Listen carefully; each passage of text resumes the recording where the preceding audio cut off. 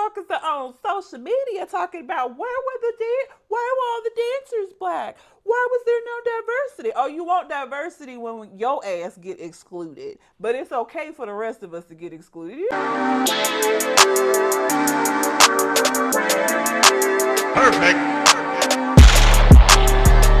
What's going on, people? It's your boy, Mr. On Point. And I am Calamity Red. And we are Conversation Con Artists, back for another wonderful, fantastic episode. You can find me on Twitter and Instagram at Mr. MISTER_on point, and on TikTok at Eddie B Talking. And I can be found on Instagram at Calamity Red 84.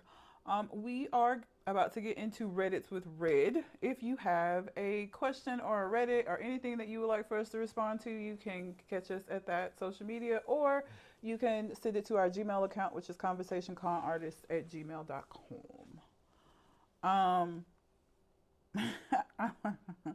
I just saved this one yesterday because I was like, I don't understand. Let's understand. This is a 37-year-old man talking about his 37-year-old wife. I'm lost. My wife is now a gay witch. I mean, it happens. Wives be turning into gay witches all the time. This is a phenomenon that I don't know anything about. Probably. Am I the asshole for throwing away my fiance's mother's ashes? That's an easy yes. I don't know of a situation where you wouldn't be the asshole for doing this shit. Wow. Okay, yeah, you the asshole. I mean, it ain't nothing. You can't say nothing that gonna make me be like, oh, I get it. His mama ashes? Was she haunting the motherfucking place?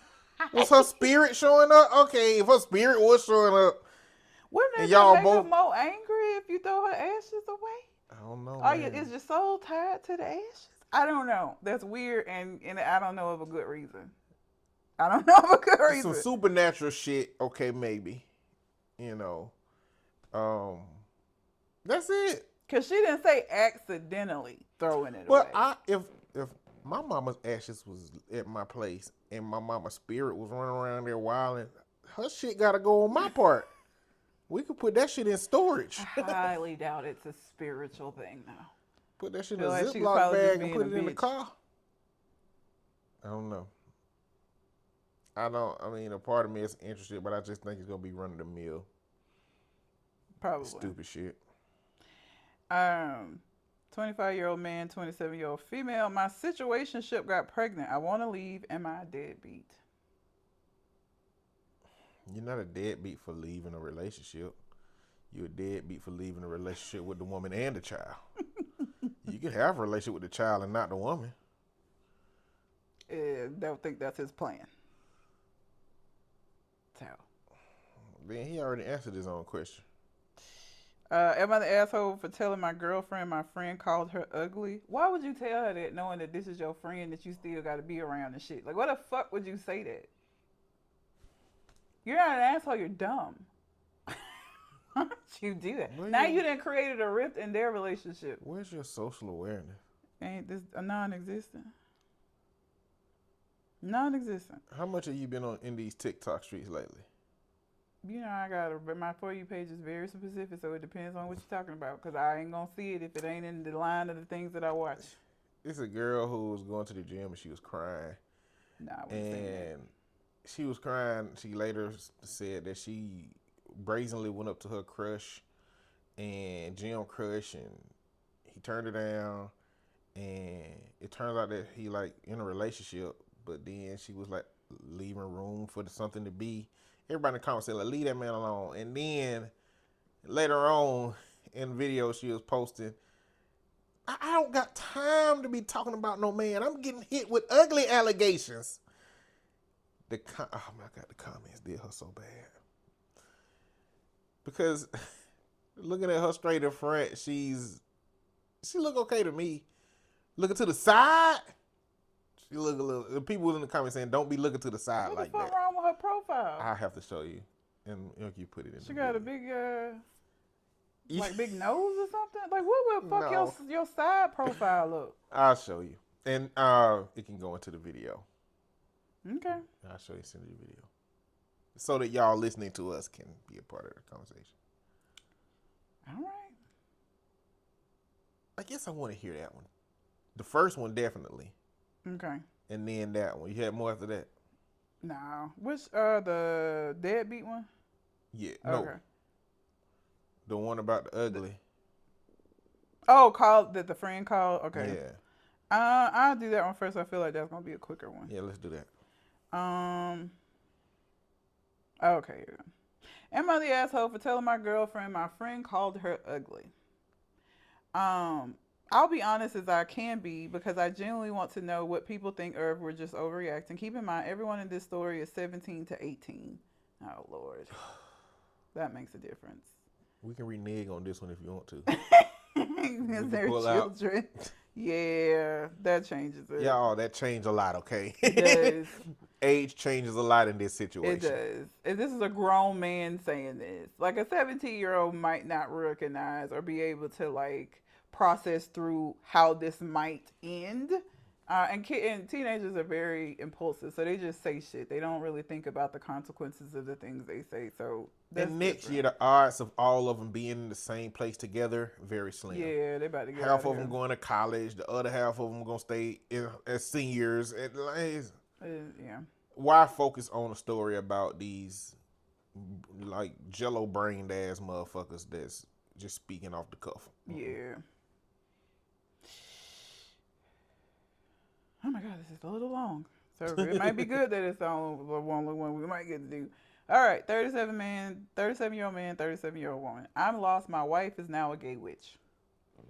I feel awful sharing, but I am running out of ideas. My wife and I have been married for almost 15 years. That's a long time.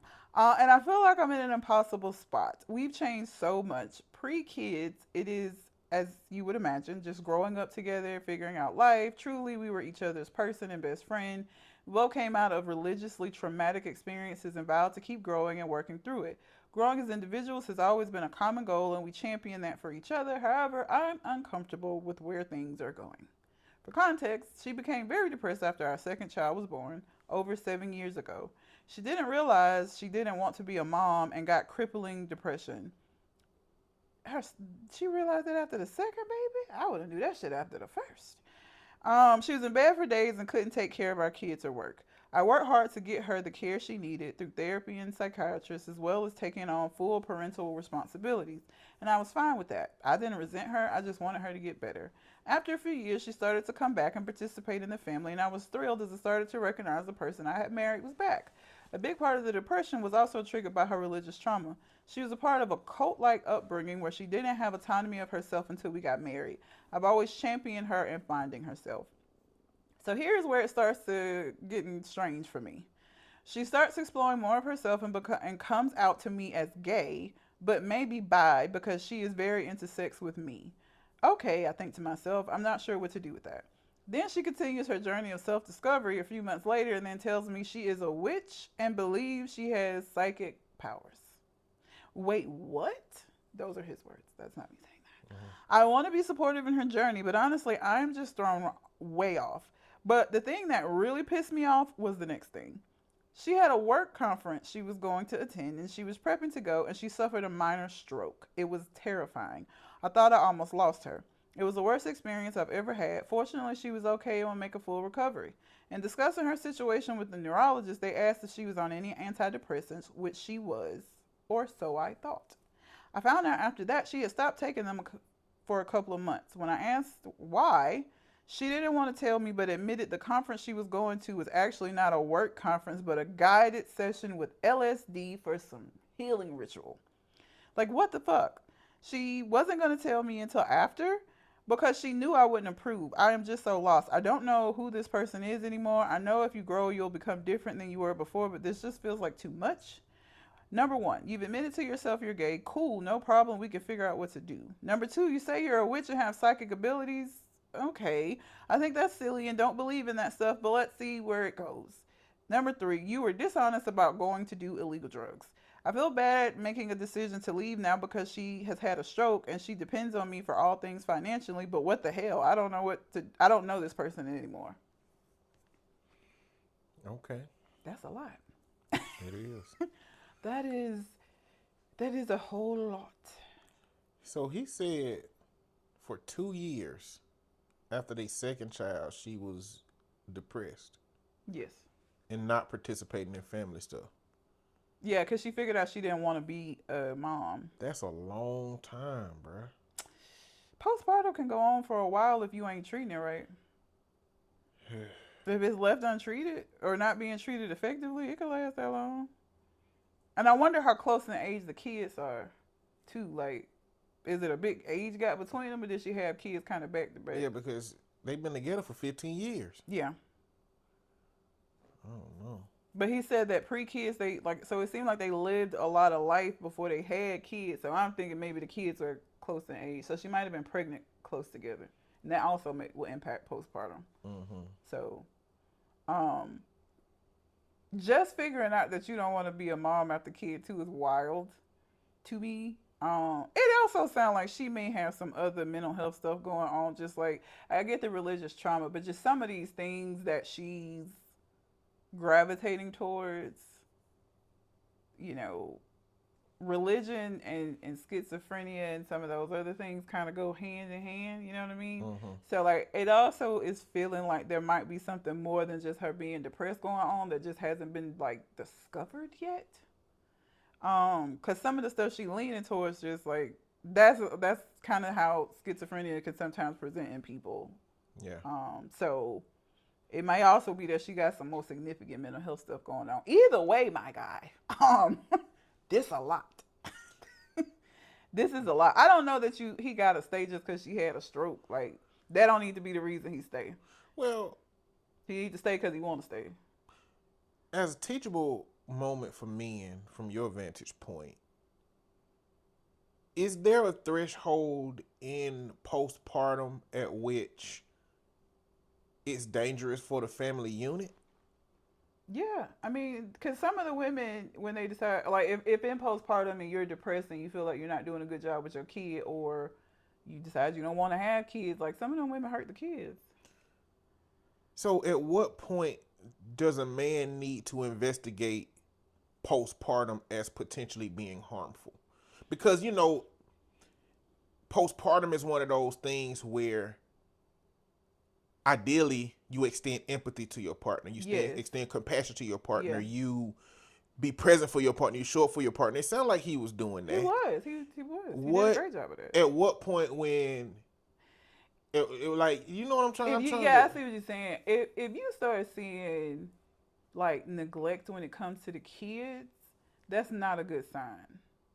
And it don't even have to be she beating the kids, right? Just general neglect. If you come home from an 8-hour day and your child been in the same diaper that they was in when you went to work, that's something that you need to be concerned about. If the kids haven't eaten, it don't necessarily, it could be her just ignoring the fact that the kids are there. Right? Like if you see that your kids are in any level of danger, and again, danger don't always have to be physical. If she isn't doing her duties as a mom, especially when you're not around there to help, then you need to be concerned. Now, is that still postpartum, or is that postpartum's conclusion? Like, is the conclusion of postpartum that she don't want to participate and she's gonna have this limited relationship with her kids because of that?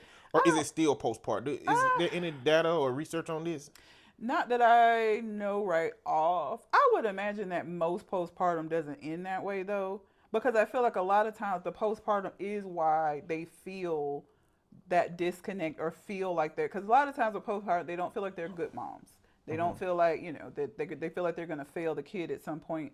I would think that would probably be how most women are impacted by postpartum, as opposed to like, I hate this kid, or I don't want to be a mom and I wish I never had him kind of But thing. in the instances where postpartum, they come out of postpartum and they get into motherhood, that's the conclusion of postpartum. Yes. So on the other side, is postpartum like never ending, or does it end just with that outcome for them? I mean, there's probably no answer to that question, but I wonder. It's like, when does somebody's depression end? Yeah, it's making me wonder though, because if it's an ongoing postpartum what we know then is that some women can come out of it, but some women can't come out of it. And there's a lot of factors. Like I said, the reason why I wonder how big of a difference it is between the kids. If you have kids very close together, you never give yourself a time to come out of the postpartum before the shit basically resets when you go through the whole, because your hormone, all of that stuff changes all over again with having the second child. So like if you got kids that are like 2 years apart, you never really gave yourself time to fully come out of the postpartum. So there's a lot of things that factor into that. So it's really hard to say. Like I said, the this is gone beyond the postpartum just because of the other stuff. And that's not to say there are people that are Wiccan, that believe in like the earth and crystals, and I am not saying that those people have schizophrenia. What I am saying is that we have found a link between religious persecution and paranoia in schizophrenia. So everybody that is involved in like Wiccan and all of that isn't schizophrenic, but a lot of schizophrenic people have issues with religion in some form, is what I'm saying. So what I'll say from this piece is what he has done as a partner and a man that's healthy in this instance is he has supported his wife through postpartum depression. He has shown up for his children in this moment. He has taken the responsibility of parenting, and he supported her in many ways to help her get to the place that she needs to be. So one thing to extract from this conversation about postpartum for men particularly is being present for your partner is very important. And I think that's also going to be a reflection of your relationship with your kids in this time too. Yeah. Because I don't think most women go down that negative outcome of postpartum. Yeah. But if your wife is struggling with postpartum, it's a risk factor. There is. You do have to be careful. And like I said, if you it doesn't have to be to the level of like physical abuse, but if your wife has not been taking care of the kids in a way that would be expected, that's a red flag that you need to be paying attention to. Now, and again, saying this, that, you know, she may have some other mental health stuff going on. Her going to one of those retreats where they do the LSD, and there are people that take LSD that it permanently fucks them up too. It's just not not a good thing for her to probably do it. And she knew that because that's why she didn't tell him about it. And the fact that, and imagine if she had been able to get there and take the LSD before the stroke that was inevitably going to happen. You know what I mean? Like, she didn't know she was about to have a stroke, but like her body was already in a place where that shit was about to happen, and you was finna go be out in a cabin in the woods doing LSD. Her decisions are irrational, which leads me to believe something else is going on. Is LSD... Wait, which one is MDMA? MDMA is Ecstasy. LSD is a stamp. It's like it's acid. It's the stamps.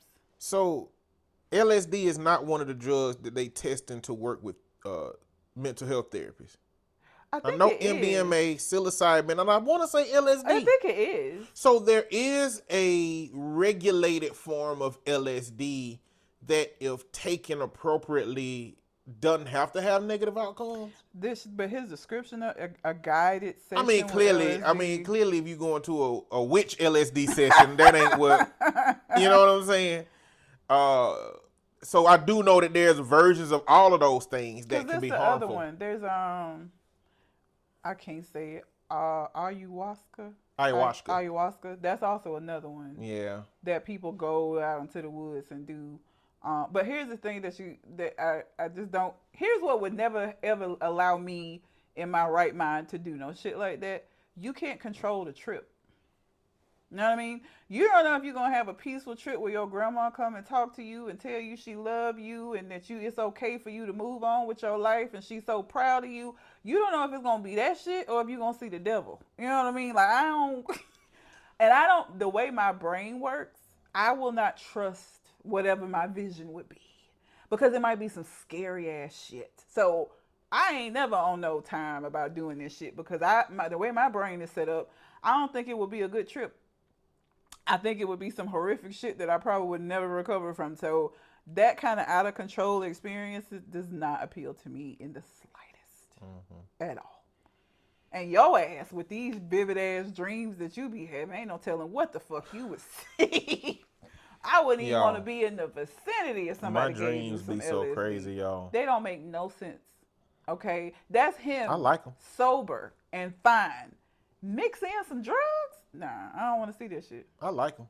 I enjoy my dreams. They're weird. Matter of fact, I had a zombie survival dream last night. Ooh, it was so intense. It was like a video game. We were doing real stuff, but we could unlock things that would make it easier to survive. Mm-mm. And it was actually like one of the more extended dreams that I've had. A lot of them just be quick flashes of dreams, but this one extended and extended and extended to the point where we actually fixed the zombie apocalypse, but I got sick. I was the only person after the zombie apocalypse was fixed that got sick again, and I was trying to hide it from everybody because I ain't want to be grousy. Because they're gonna put a bullet in my head. Yes. So To save the whole rest of the world. oh man, this dream was so vivid because it started off in like this big abandoned city with zombies, and then it ended up in my hometown. It was His elaborate. dreams are ridiculous. But if I don't know what would happen either, and I like reading bad trip stories. I like reading bad edible trip stories. Like if you go to read and you read bad edible, it's entertaining. I don't want to read after I witnessed the bad edible trip recently before New Orleans. I don't have the patience. I am because I get, especially if I'm woken up out of my sleep, I get irritated. So like I know that you going through something, but I'm also tired of repeating my damn self. I don't have the patience And to deal with that on a regular basis. let's be clear, people, because my objective going to New Orleans was potentially have some of the edible After that, I was the like, bad trip was about. I said no more. We ain't doing it. So she made a decision not to bring them, Because but I wasn't was finna like, deal with this shit. the universe is also telling me don't do this shit. That's how I take moments Yeah. like this. Like the universe is also telling me, not yet. And it wasn't me that had the bad trip. But after the bad trip happened, I was like, there's no way in hell that I'm finna have to deal with this in New Orleans where we don't know nobody. I might have to take somebody to the fucking hospital and shit. I'm not doing that. So we just not finna do this. And it's So not. I just didn't bring them. It's like I'm all for having a safe Yeah.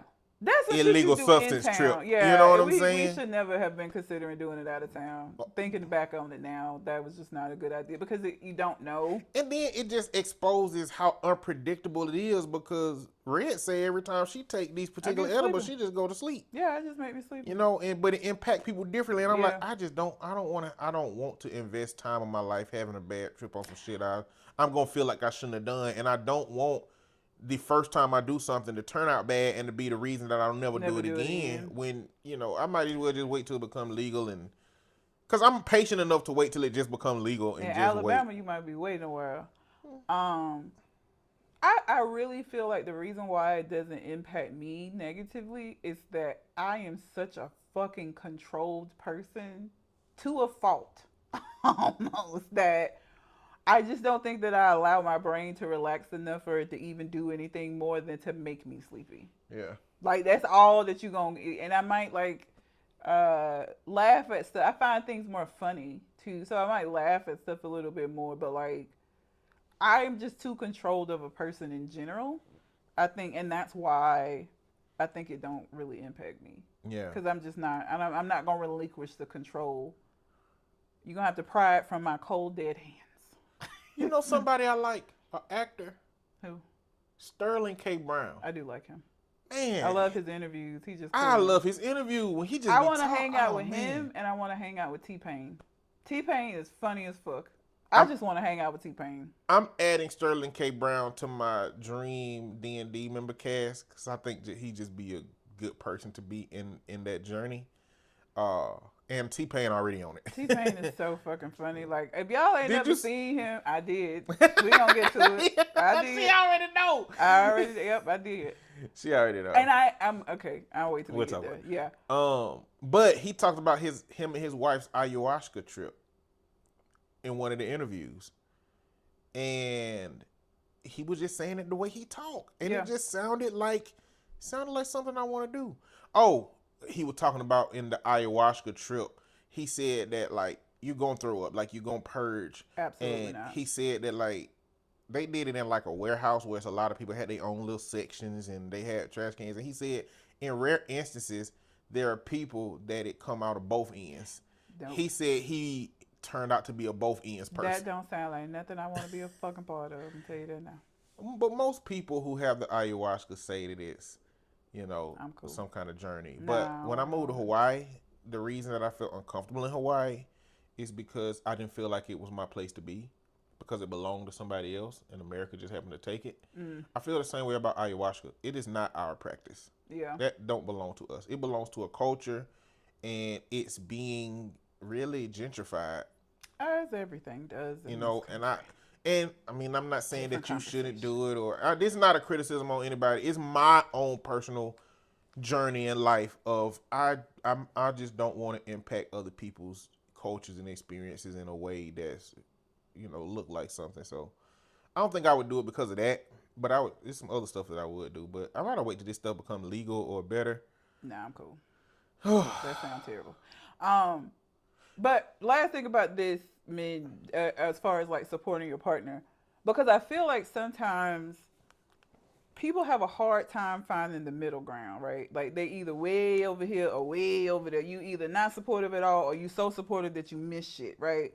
Be supportive, but like you also need to be aware that there are dangerous situations that could come for this. So don't be so supportive that you letting crazy shit happen, right? You need to be aware, again, if it starts impacting the kids negatively, then you stepping in is not you not being supportive, right? Like even this with her having the stroke, like I'm sad she had the stroke, but like if she on this type of time, she might not need to be around these kids that she don't even want.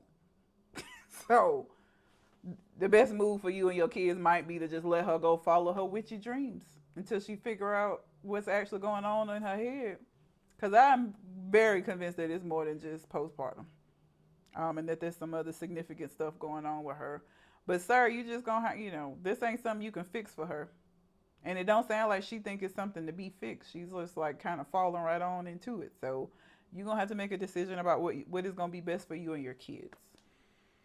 And I research Wiccan activities every now and then. When we were in New Orleans, there was a woman that had a vial of blood around her neck at Ruby Slipper, alligator our blood? server. No, bat blood. It was bat blood. It was bat that she got out in the bayou. It's like I'm the only one that noticed it around her neck. I stopped the table and was like, "Hey y'all, is that blood around her neck?" Didn't even pay no attention. And at the end, I went and asked her, and she said, "Oh man, it's some Nordic."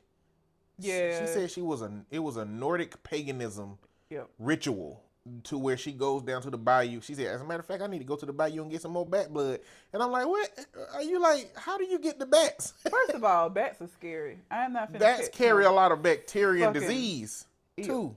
There's no way. How are you? No, I'm cool. Is this like catch one under a Tupperware thing and just? How you catch a bat? I don't know. And bats only come out at fucking night, so she out running around the bayou at night.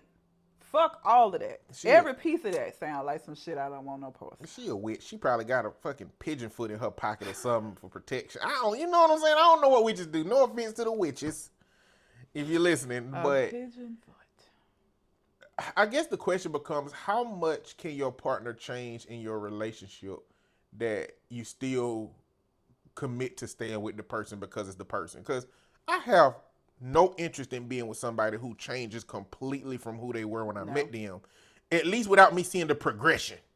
Like, for me to be with you 15 years and you to just bust out, I'm a gay witch, and I don't see the progression, I was like, okay, he saw the progression of the gay part, because it's like, okay, maybe I'm bi. Yeah. Because I'm into women, but I also like having sex. But if you just pull some random shit out if you tell me you a Pastafarian out of the blue, you heard of that? That was a thing. If you tell me you're a Pastafarian and on Sundays you start wearing a colander on your head upside down, we ain't going nowhere like that. No. We ain't going nowhere like that. It's okay. You ain't finna walk around the house like that, because I ain't even finna look at this shit. I'm gonna just be honest with you. You ain't gonna do it in here either. Let's say I would deal with that. But if the next week you also come out and say, I don't know, I don't believe in wearing shoes no more. Shoes is prison for feet. Okay. I mean, all right, but where does this extend? Are you going barefooted everywhere? Yes. I believe in feet freedom, and I do not believe in shoe supremacy. It's only one more of those motherfuckers before I'm like, I'm out. I can't do this with you. Well, and by now y'all should know my threshold is much smaller. Okay. So like the first, depending on how bad the first shit is, I might just be like, you know what? I don't know that we match anymore. You might have to go find you somebody else. Yeah, that'd be difficult. Ideals too. Like, yeah, if you the same on the outside, but you start getting more and more and more conservative, or more and more extreme religion. I mean, I'm not religious.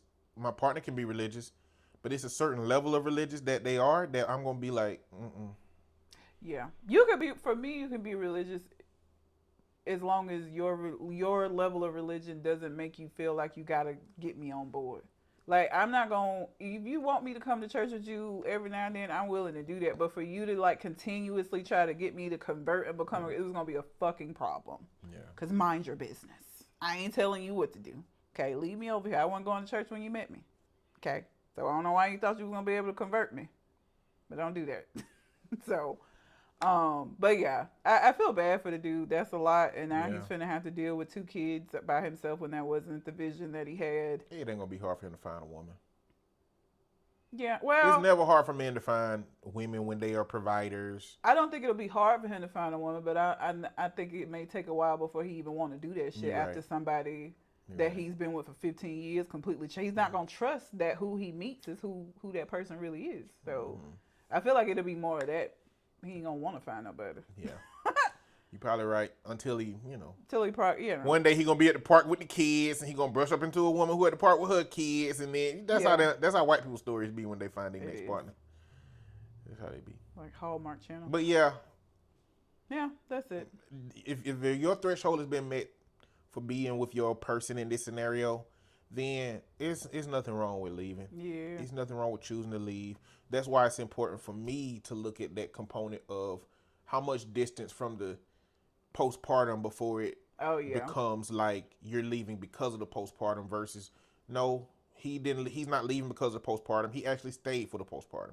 He was a healthy, present partner during the postpartum. He helped her recover from the postpartum. Yeah, it's been 7 years since she had her last baby. So 7 years is a lot of time. So now it's like you've changed, you've shifted. You don't want to be a parent the way that I hoped you would want to be. We've navigated through that, but now you're adding sexuality, you're adding new religious practices, you're adding things that like I don't know gels with the family unit, but even if it did gel with the family unit, it's just you're too different than who I remember you being, and it's okay. It's okay to leave.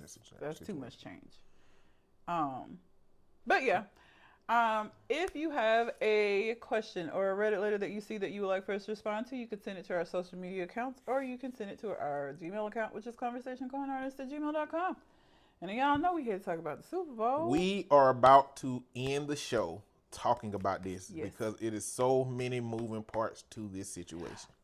The reason why I want to say something about T-Pain is that I appreciate hearing his perspective as a performer, because what he was like, I'm stealing all of this shit for Coachella. I'm using this in my next Coachella show. Everybody, especially people that are simple and like more simple things, were like, it wasn't flashy enough, and it was too simple, and it went. But listening to T-Pain talk about it and him seeing the choreography and him seeing all of the working pieces and appreciating that, I can respect his opinion because he's a performer and he see that. Mm-hmm. Y'all that just didn't like it because it wasn't flashy enough and it didn't have enough colors for you, it's your opinion, but like... Before we keep moving to speak to the T-Pain piece, that like helped me understand was T-Pain said, people asked me if I performed for the Super Bowl, and I said no. Because he felt like... He thought it was so much you had to do, and he was like, I don't want to say sneak this, he said, Kendrick ain't do shit. Yeah. Like he did a lot with a very little. Yeah. With an album that just came out three months ago. Nobody was supposed to know them tracks. You know what I'm saying? It wasn't even gonna be, if you were just a casual listener, you weren't gonna know nothing that Kendrick said at the Super Bowl. Oh, also, white people, have a seat. Let's talk. it is hilarious to me that a lot of you motherfuckers is on this DEI train and how, if people don't need to get jobs based off of skin color. But you motherfuckers are on social media talking about why were all the dancers black? Why was there no diversity? Oh, you want diversity when your ass get excluded. But it's okay for the rest of us to get excluded. You know how hypocritical that shit, and y'all so stupid. You don't even realize that that's what you're saying. When you're complaining about the fact that that whole stage was black as fuck and you mad because you didn't see no white folks out there, that's what this is what you are happy is getting removed, right? Okay? You don't get to get out there and dance just because you're white, okay? That's what y'all been saying, is that all of these people who got these DEI positions just got them based off of their color, their gender, and they're not qualified. So shut the fuck up and watch the show. And let's zoom in on that, because I can guarantee you, first off, we saw those two cameramen that was following him was white. Yeah. And I can guarantee you that most of the people were bringing the set out. I guarantee you that the company that employed them was mostly white. Yep. I can guarantee you that the people who put that fashion together, I would imagine mostly white. Like, this is the world they live in. Like, just because you see the aesthetic of blackness does not mean that behind the scenes it's a bunch of whiteness that's at that. Like, that's the essence of America. There is nothing that a black person does that is 100% black from the top down to the bottom. We always, at some rung, have to answer to somebody white. That's just the reality of it. Because even within his show, the dude that had the Gaza flag had to run. Yeah. And he got caught. You know what I'm saying? Now, again, what I don't know is if Kendrick was like, hey, put this flag in your pocket. I got you. I got you. If whatever happened, I got you. But pull this thing out during this point in time. Or if this dude was just the lone wolf straight up, I got this flag in my pocket. Yeah. Because the outcome is he been banned from any NFL events for 100 years. Okay. Anyway, okay. So let's start off by just talking about our favorite parts of. Let's start by talking about our favorite parts. I mean, you know what my favorite part is. Say, Drake, I hear you like him young. The fact that he looked in that fucking camera and had the most diabolical smile I've ever seen in my life sent me to the moon. And I saw an interview. I really wish I could remember who the guy is. That is. He not friends with Kendrick, but they're acquaintances. And he was like, y'all really think that Kendrick is this stand-up guy and he's super nice. He was like, them niggas are mean. He was like, what y'all are seeing is Kendrick trying to work on himself and be better. But he was like, his essence is mean. He was like, top the same way. They mean. Like, y'all, this is him being who he truly is. Y'all been seeing him try to work on himself and be better. And y'all been seeing the therapy. But this shit is what he does and what he loves. And even on the song Reincarnated, when he was speaking to God, and he was like, when God said you love war, he was like, no, I don't, but you do. you built for this shit. You like this shit when it happens. He do that all the time. He did it on 616 in LA. Yeah. Presumably having had Not Like Us written already and Meet the Grams written already. He put that out like, Lord, do I really need to go to war? Because I'm trying to be good. I've been trying to be here with you. Please. But nice hood niggas is still potential crash outs. Yeah. You know, a dude from peace Compton. To LA, that's what I couldn't think of that. He said he trying to bring peace to LA, but God said, but you love war. Yeah, he does. And I think nice hood dudes, it's the trauma that they deal with, all the things, they still have these built-in trauma responses to where if you poke them wrong, they can become where they came from, regardless of if they've gotten through it. You know what I'm saying? And I'm saying this I work with a lot of boys who come from the hood who, on every regular day, they are reasonable. But once they get poked the wrong way, they can become the worst part of where they from. Yeah. On cue, just like that. And I imagine that Kendrick lives with that capability. He does, obviously. But no, that right there, for me, it was just, because I wasn't expecting it. And when you see the pictures of it zoomed in, it's like the most diabolical smile ever. It's crazy. It's crazy. I do like that he kept teasing, am I going to do it? Am I going to do the song or not? throughout the show until he finally did it. I did like that touch. And I like the fact that Sam Jackson was basically like America. Like he just kept telling Kendrick what he didn't need to do, and Kendrick did the exact fucking opposite of what he kept saying not to do. The whole show, like the concept behind this, and that's the thing with Kendrick. I don't know why people thought or had the expectation that it was gonna be like a Beyonce level pyrotechnic. Like that ain't who Kendrick is, and his everything he does always comes with a message. So why would you think that this wouldn't, when he get on one of the biggest stages possible and gonna reach the most people? Of course, that nigga gonna use it as a moment to send a message. That's what he does. So like people that were disappointed because it wasn't flashy enough, it's like, but that ain't a flashy nigga. Why would you expect that was what you was gonna get? Okay, so I want to address the people who didn't like the performance, who have criticism of his performance. In order for this to have been the payoff that it was for me and Red, Yeah. and for everybody who thinks it was an amazing performance, criteria has to be met. The first criteria is that you have to have some kind of connection with hip hop. Yep. You got to have some kind of connection with hip hop. If you don't listen to hip hop, you just over there listening to country music, you're not going to like this. It wasn't for you anyway. Nope. The second criteria that has to be met is you have to have been there for the Drake and Kendrick beef. Yes. So if you listen to hip hop or have some kind of connection with hip hop but wasn't there for that, I really don't know what kind of hip hop listener you are. But if you missed that as a casual listener, then you probably wasn't going to enjoy it either, one going to get the payoff. Yeah. The third criteria is that you had to believe that Kendrick edged out over Drake in this beef, yes, at best. You know, and this includes, but it's not limited to, being a Kendrick fan and knowing that he won, being a fan of both and believing Kendrick won, being a fan of neither and becoming a Kendrick fan, yeah, or just being a Drake hater, just wanting something to happen to Drake. that criteria needs to be met for you to enjoy it. Two more optional criteria exist. You had to listen to GNX from when it came out to now. Yeah. Because I could sing along with all them songs. I sure could. Those were not commercial hits. Humble was a commercial hit. And so DNA kind of was. DNA was a commercial hit, and All the Stars was the commercial hit.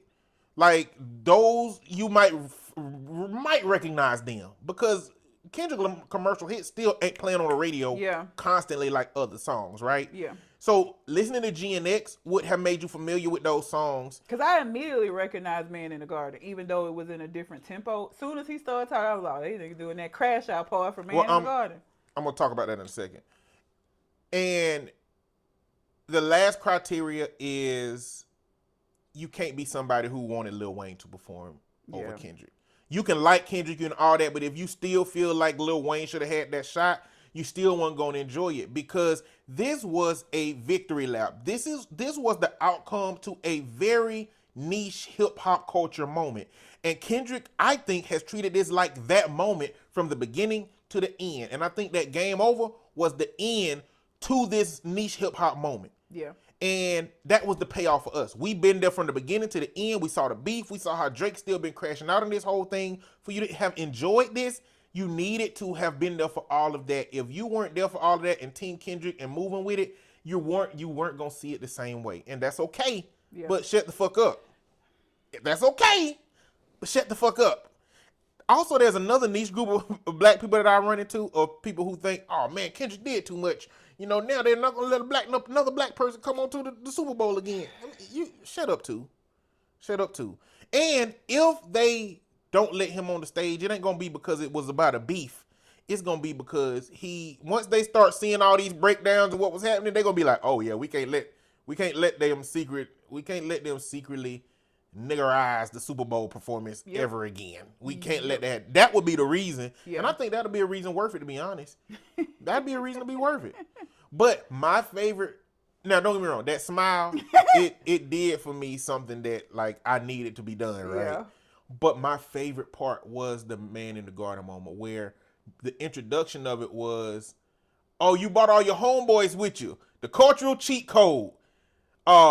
Deduct one life. Yeah. I was like, damn.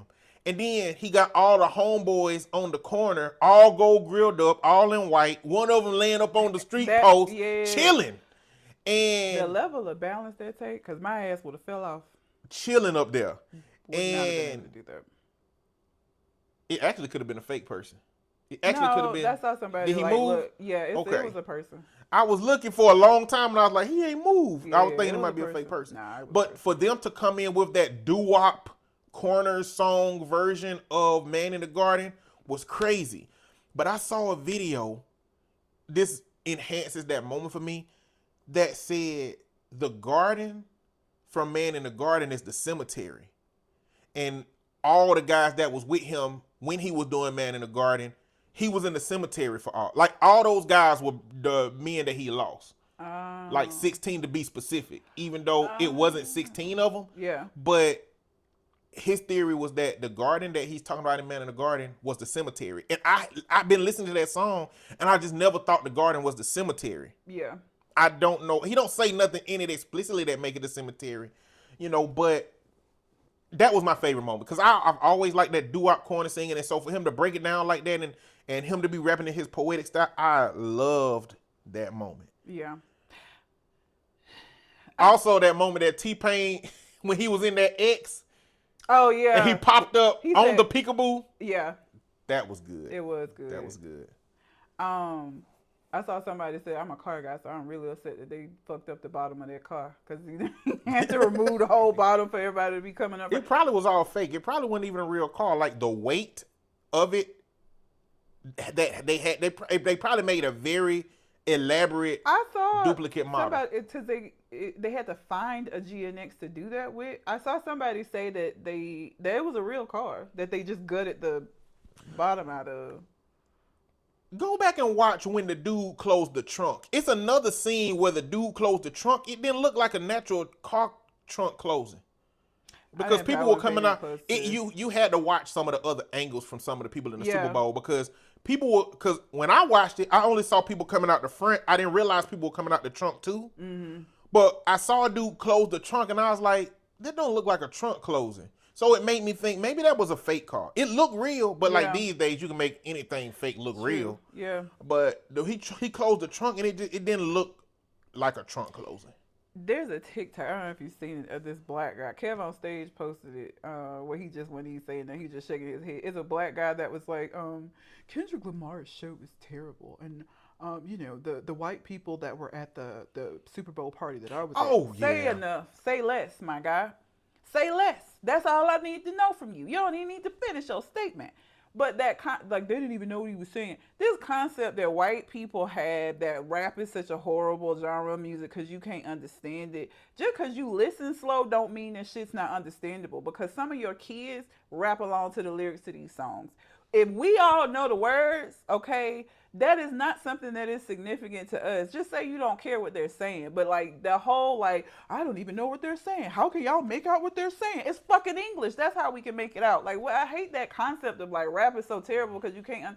And listen, I listen to rock music. I listen to everything but country. Country sound like racism to me. Do with that what you will, but I can't listen to it. Being in Alabama and hearing country music just put me in a bad space. I just do not listen to it. But I listen to, and all of the rock songs are not easy to understand. So just say you don't like black folks and they music. Just say that. But acting like, oh, we can't understand it, what are they saying kind of shit, fuck you. Okay? So that guy, the black guy, he's one of them. He one of who? One of them. Oh yeah, he is one of them. He just always on TikTok, just with the opposing black perspective. He clearly only hang out with white people. He probably sniffed their turds when they give him a chance to. I don't understand this about people in general. It's like every culture wants so badly to be accepted by white people, and there are people within every culture. I ain't gonna say because all black folks ain't like it, but we saw this with the Hispanics. They want so badly to be white adjacent and don't recognize you never will fucking be. You're a nigga at the end of the day, my guy.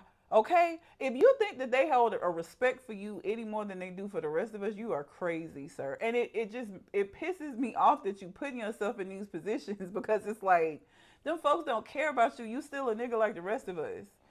Right? You just that one little token person that they can have around and make themselves feel better about the racism that they probably portray in every other place of their life. You that black friend they always talking about. I can't be racist. I have a black friend. That's you, nigga. You the black friend. I can't stand that shit. This should be pissed. And it's like, I don't know. I hate that. But Yeah, yeah. I mean, we can get into a whole conversation about how that's it's really internal self-defense mechanism. Is that they've chosen to align themselves with whiteness so that they can maybe get a pork chop instead of the chitlins that all the other black folks get. But the problem is when you don't get the pork chop, then you're gonna be coming back around us trying to get the chitlins, and we're gonna say fuck you. I will. I tell you that Well, right at this now. point, you've written off the concept of connecting with blackness because you've aligned with whiteness to that degree, and you know, But I mean, we see Stacey Dash. You seen Stacey Dash on Fox lately? No, because once they her usefulness, when they didn't need her to say the shit they couldn't say out loud no more, they got rid of that bitch, and we ain't heard from her since. That's what I'm saying. They use you and you let it happen because you really believe that you're gonna be able to fit in those spaces with them. You're not. yeah, And this is why I love Kendrick, regardless of how you feel about him. And I know everybody always like where everything got to be so deep, but it's like we got enough shit that ain't. You know what I mean? If you don't wanna have to gauge the deeper message, don't listen to Kendrick Lamar. If you don't want to have to see a Super Bowl show that's going to be steeped in messages about the state of this country, don't watch that Super Bowl performance. And that's another thing I don't understand about people hate watching shit. When it's been performance that I didn't give a fuck about, I didn't watch the Super Bowl halftime show. I didn't just go watch the show just so I could complain. I got other shit I could be doing with my time. Okay? So like people that was like, I knew it was gonna be ass. Why the fuck did you watch it then? Okay? You could have went and did something else for them 16 minutes. that's these people that hadn't met that criteria. That's who that is, and we don't listen to them. We don't care about their opinion. Okay, we enjoyed this Super Bowl because this Super Bowl was for us. It was Yep. the end of a victory lap, and it gave those of us who were there for it what it needed to give Yeah. us, I think. And he left so many nuggets in there to be He processed. did. I mean, from the revolution will be televised. You got the right time, but But the the wrong wrong guy. And people are saying that he was talking about Donald Trump. I don't think so. I think he's talking about himself. I think that he knows his limitations of what role he could play in a revolution because of his positionality within capitalism. I believe that's what he was saying. Yeah. I think he was saying he's the wrong guy because again, with social media, there's no revolution that won't be televised. Anything that's happens is Yeah. gonna be televised Yeah. today, right? And the right time because we done peaked is this is the moment, but he ain't the right one. No. He just gonna do his thing. He gonna make his music. He gonna diss niggas when they get And out I of feel line. like that's also that shows the growth, the therapy that he's been through, that he still recognizes like, I'm not the savior of this shit. Right? He been saying it. I'm not your savior. I'm not your savior. That's not even, So I just the show wasn't gonna be for everybody. I think from the beginning, I absolutely expected people to not like it either immediately because they don't like Kendrick or because it wasn't flashy enough and it didn't have enough lights and colors and things for folks. And I'm not saying that that's a bad thing. I'm just saying we have so much of that. You can go and find like beats that you can dance to and all of that shit anywhere. Turn on the radio, you gonna hit it. Okay? Like some of us like to have the option of having something else to hear sometimes. Okay? And that's okay too. I don't know why y'all act like everything got to sound the same. They give him such a hard time about not being as commercial as other artists, and he don't. That's not what he's trying to do. If he wanted to be commercial, he showcased on GNX. He can make commercial bops. If he wanted to sit and do that shit all day, he could do that shit. He did it. TV Off is a great fucking amazing. So I was so glad he ended with that too, because it was just I was waiting for it. He didn't play TV Off, I was gonna be upset because it's just too good of a song. And it fit the Super Bowl. So, but yeah, I just feel like y'all need to understand that like you don't always have to have the things that you like in the spaces. Because again, as much as I don't understand a lot of this like younger hip hop music, I also don't shit on it because it ain't for me. And guess what? I just don't listen to the shit. Okay, when my teenage clients come in and they be talking about the artists they like, half the time I don't know who the fuck those people are. But I don't get into a debate about them and tell them why they should be listening to Kendrick Lamar or why the music from my time is better. This they music, this what they like, and I'm okay with that. I don't complain about it. I just listen to the shit that I like. Y'all want to write, full essays on why the shit was ass. And that's your business, I guess, if that's what you want to do with your time. But like shit that I don't like, I just don't fuck with it. And this is why I'm baby soft, baby smooth at 40. Because I mind my fucking business and drink my water. Some of y'all need to learn how to do that. Y'all be looking for shit to be upset about for what? The country is already in a state of fucking turmoil. Every day that you turn on the TV, it's some new shit you got to be upset about. I ain't looking for nothing else to be upset about. Okay? So the Super Bowl show and whether or not it was good to me is not going to be something I'm going to spend a whole lot of time on, regardless of, I did like the show. But even if I didn't, y'all be doing too much sometimes. And, the think pieces are coming out now, all the way ranging from I hated the Super Bowl all the way over to y'all really want everything to be a revolution. Kendrick didn't do nothing revolutionary. He's still participating in capitalism. And, bro, my politics are shifting when it comes to like left and right. I'm moving over further left, but there is a point in moving further left that in order to follow the principles of leftist ideology, you're going to leftist yourself out of actually participating in governing. Yeah. And I feel the same way about these concepts of revolution. Like the aesthetic of revolution is still enough, I think, to motivate people into moving in a direction, especially when the person that's doing the aesthetic ain't claiming to be the person that's going to lead it. Right? So Kendrick being where he is, implementing blackness where he is, putting up the American flag. And again, it is an American flag, and I don't care for the American flag. But like, if my granddaddy cared for it, then he got the right to. Yeah. And I don't think as black people that we shouldn't have access to giving a fuck about the American flag. I think just like us not being a monolith, I think that there are some black people that can be conflicted from it because realistically, it's the only flag that applies to us as a group of people because don't know African flag. So should we be denoted as a flagless people? So I think that some people can value that flag for what it is and criticize it for what it ain't or what harm it's done. But to always have these deep, staunch criticisms of people who are having a message or an aesthetic of revolution but not doing it right, to be that you shouldn't have done it anyway. They did the same thing with Beyonce when she did what was that? I forgot what it was. One of the NFL games. It was an NFL game and she had the American stuff. Mind you, she's from Houston. Her Super Bowl performance was criticized for being too black when she did it because she had the Black Panther berets, all that stuff they going was mad on. about that, yeah. Except Kendrick, I guess Kendrick is smart enough to know to have done it a lot more covertly than Beyonce did it. I also wonder what else did he do in that day that wasn't aware was going to happen? So I saw Mustard do a interview with Big Boy, and he said that, what was it? It was a part that he was like, he ain't practiced that, or like we didn't know he was going to say that. Oh, it was one of the ad-libs that he did. They like to sue? It wasn't that one? It wasn't that. He knew he was going to say that. It was Then something. It must have been that 40 Acres and a Mule. It's bigger than the music. I can't remember which one it was. But like 3 moments where he said something out there like that. But whichever one of them it was, Mustard was like, I didn't even know he was gonna do that. Like, it was certain stuff that happened that like what hadn't been happening in practice or so ain't no telling how much. Kendrick knew that he could do whatever the fuck he wanted to do. It's kind of like I heard that Snoop was told when Dre did it that he wasn't supposed to wear his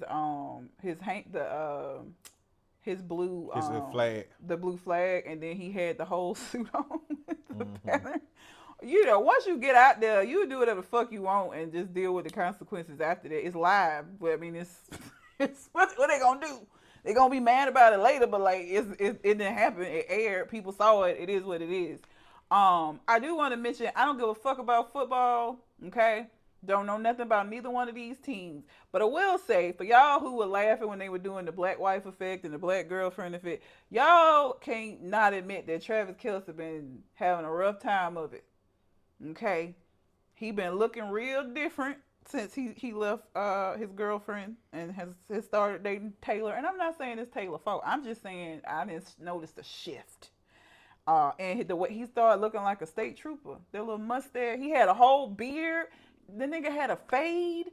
He don't do none of that no more. And then you done went on to lose horribly in the Super Bowl. I'm just saying, there's something about that black girl magic. Other things to highlight is that Patrick Mahomes is a staunch Trump supporter and And yeah, Christian. fuck him too. I would listen. And Again, his I don't care. wife. I don't care nothing about the Super Bowl. But them two being on the Chiefs, I was rooting for the Eagles because fuck him and Travis Kelce. Wanted them to lose. I wanted them to lose. I'm glad they did, and they lost horribly, which is great. Another component of this conversation is a lot of the white girlies have found a perfect pair of jeans in the jeans that Kendrick Lamar was wearing. Let me say this. I didn't even notice this shit until people started pointing it out, and I went back and looked at the jeans. Like, that's such a minute ass thing to notice. So, like, I didn't even notice nothing weird about his pants until people started saying shit about it. And I went back, I was like, oh. Like, that wasn't a focus of mine. Like, it's weird that people. First off, they were saying, where can I get those jeans? I did not know that in the Kendrick Lamar performance that I was going to find my perfect pair of jeans. Yeah, the other one was saying, I ain't seen a man look so good in jeans. Because, there was a lot of women that were like saying a man in those kind of jeans just turned them on was attractive. That's hilarious. I didn't notice his jeans till people started pointing it out. It's a very minor thing to me, so I didn't even see the shit. But I also miss Serena. Another thing, black men, y'all really.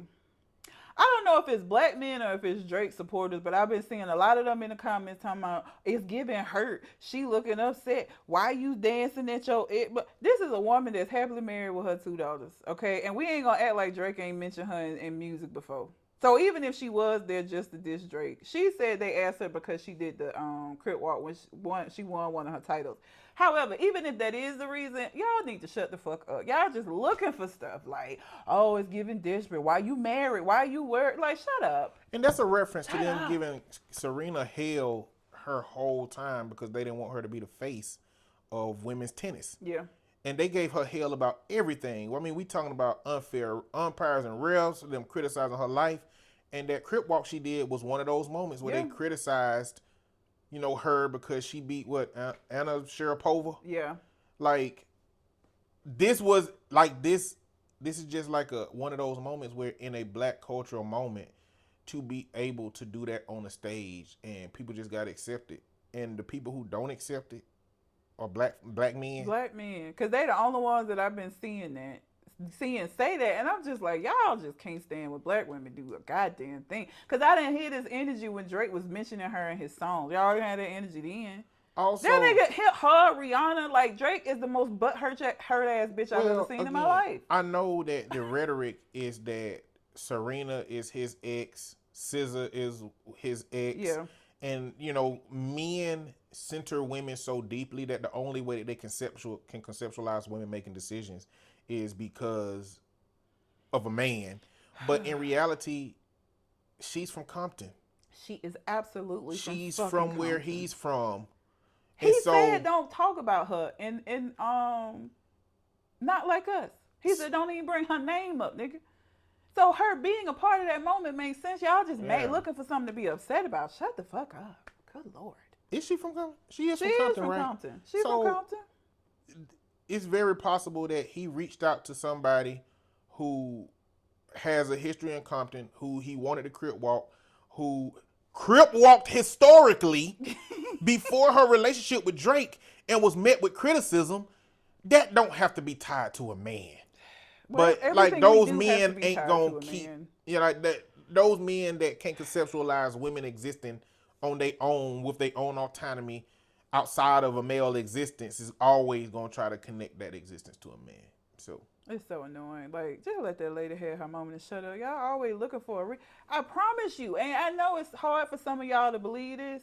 I am 40 years old. I have never been married, and I don't have any kids, and I'm living my best fucking life. And I know for some of you, you really, truly believe in your little hearts that I am miserable and upset because I gotta be.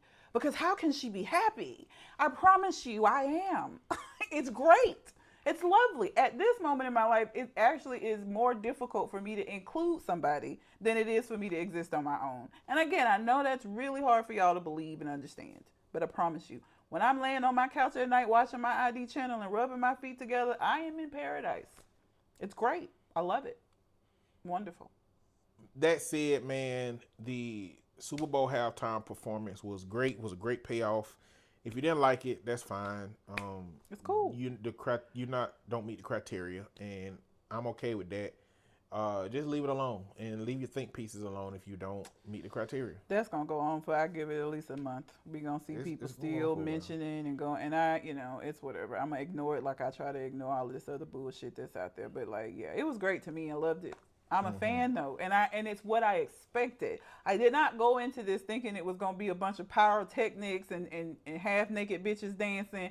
That's what I would have expected if Wayne had done the show.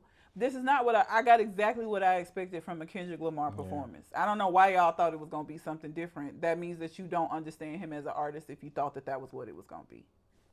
And that's just that on that. Yeah. So, yeah. You got anything else on your mind? I do not. All right. Well, until we come to the next conversation, We out. holla.